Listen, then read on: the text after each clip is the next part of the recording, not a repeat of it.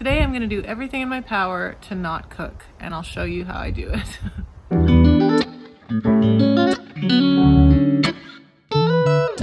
So it's a little bit of a different setting today. I was inside getting all the lights set up to do the intro, and it just kind of didn't feel right, you know? It felt a little bit unrealistic because it's really, really hot in my house right now. It's so nice outside. All I really want to be doing is sipping on a nice icy rosé and eating this delicious tomato white bean salad that I made and reading a good book. So I've got this book here by a local author who, actually I know her kids. So yeah, I'm out here on my deck and I'm gonna show you all about my no cooking Sunday. It's been a really good day of food.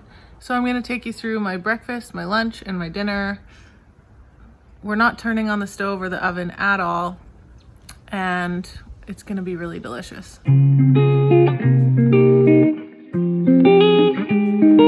First up, breakfast. And this is one of my faves. I eat it almost every day. So it's just frozen blueberries that I've defrosted, usually in the microwave. And then I top that off with a good amount of thick Balkan style yogurt, sometimes homemade, sometimes store-bought. And then I just kind of give that a good little mix till it's nice and swirly. And because the blueberries are defrosted, it's really nice and juicy. And then this is my homemade muesli. I just take oats, coconut, and any kind of mixture of nuts and seeds and toast it in the oven on a baking sheet. And it's so nice. And then I just keep it in the cupboard until it runs out. If you don't want to make your own, you can buy muesli, and this is a really nice brand. But I'm going to use my homemade stuff and just basically put a couple of scoops on top. This is like not really much of a recipe at all. And then a little drizzle of maple syrup, totally optional, but because it's the weekend, it feels like a bit more of a treat.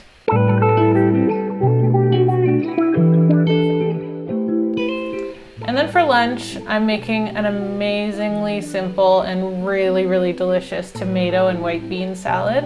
So I managed to find some decent tomatoes. It's not quite full, deep summer yet, but some of the tomatoes are looking pretty okay. So I have one big one. I'm just kind of cutting it into rough little oblong bits. And then a bunch of cherry tomatoes. I do find that when it's not quite the peak tomato season, cherry tomatoes do kind of offer the best flavor. And then I'm going to grate 2 cloves of garlic in there and 1 can of white cannellini beans, drained and rinsed. And then I've got some fresh basil growing in my garden, so a big handful of that. And I usually just wash it and lay it in a towel, wrap it up until it's dry, and then just tear it into little bits. I love basil. Ugh. And then a good little glug of olive oil goes in on top, and then the juice of 1 full lemon. If you're making this in advance, I would leave the lemon out because it will make the basil go discolored if you leave it together for too long. But this is best eaten right away anyways. So get the lemon in there, give it a good toss. And then the key here isn't just to toss, but it's also to give it a little squish, because then the beans will smash a bit and the tomato juices will mix with the bean smash, and it's just gonna be so freaking good. Oh, and half a teaspoon of salt went in there too. And then some crusty bread. And then, you know, give it a little taste test. Take it outside with a nice bit of rosé and a book and a hot, hot day.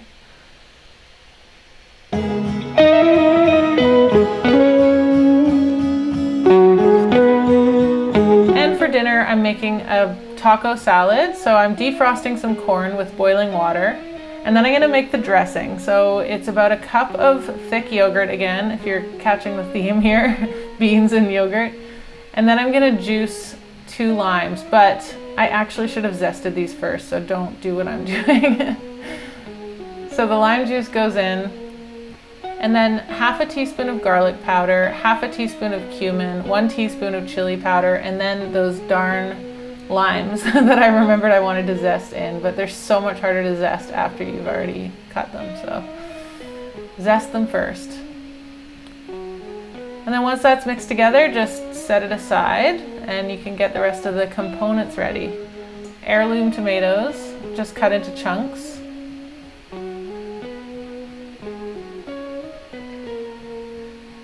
This is very freestyle. You can really add whatever you want, whatever you would add to a burrito bowl.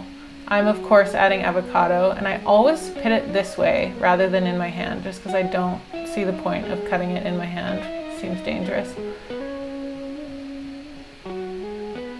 And then just cut it into little chunks, set it aside. And then for the greens, so I have quite a few like nice little greens, like lettuce from my garden. But because it's a taco salad, I love the crunch of iceberg. So I added a bunch of iceberg as well. And then a big handful of cilantro leaves that's just kind of mixed in as if it's a lettuce leaf. And then I've got a full can of black beans, and I'm stirring some of the dressing in with the black beans ahead of time just so that they get kind of coated with flavor, because black beans on their own are kind of bland. So I just want to make sure they get really, really flavorful. I'm just gonna dump them onto the greens in a giant pile. And I know it looks like a lot, but this is dinner and it's gonna feed 4 of us. And then I drained the corn really well, and I'm just putting that on top as well. This is basically room temperature or cold now. And then I've got some shredded cheese. And you can use any cheese here. Actually, you know what I find is really, really good with burrito type stuff is feta cheese, because it's kind of just that white, briny, salty, crumbly thing that just works really well. But I've just got grated cheddar. Then on go the tomatoes.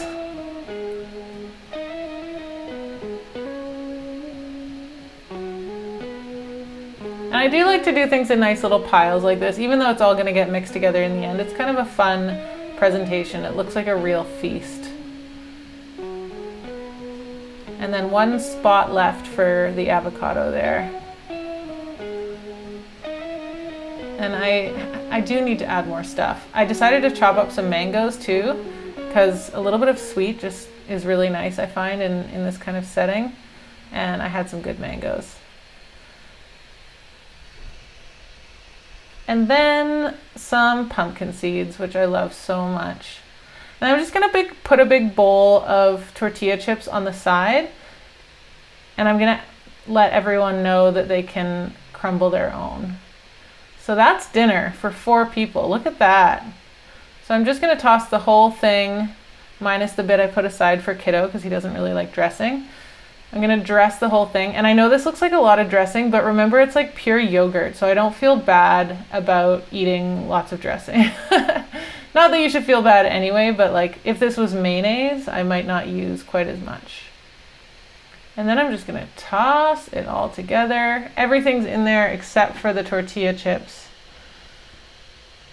This is so nice to have on a really, really hot day. And look how much fun everyone has when they're crumbling their tortilla chips in. It's like their own personal little project. And that's it. That's the full day of non-cooking delicious food. Thanks so much for tuning in for this week's outdoor summer heat wave episode. And I look forward to seeing you next time.